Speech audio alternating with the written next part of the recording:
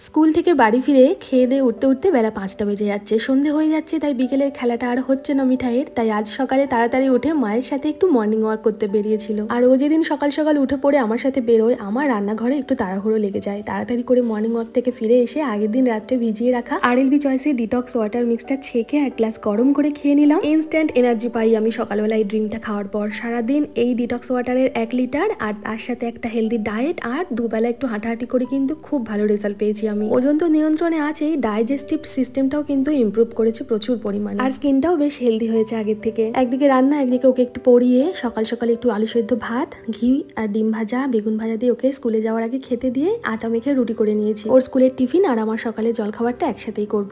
গরম রুটিতে একটু ঘি মাখিয়ে রাখলাম, এদিকে কড়াইতে একটু তেল দিয়ে পেঁয়াজ আর পনিরটা সামান্য লবণ গোলমরিচের গুঁড়ো দিয়ে হালকা করে ভেজে আগে থেকে ভেজে রাখা আলু আর ফুলকপিটাও একটু দিয়ে এর সাথে ভালোভাবে ভেজে নিলাম।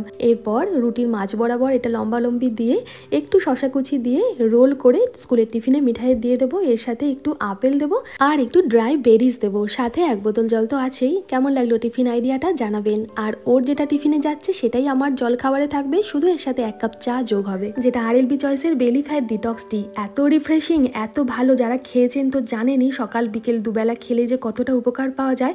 আর যারা নতুনভাবে কিনতে চান তাদের জন্য লিঙ্ক রইল ট্র্যাক প্রোডাক্টে আর কমিউনিটি পোস্টে।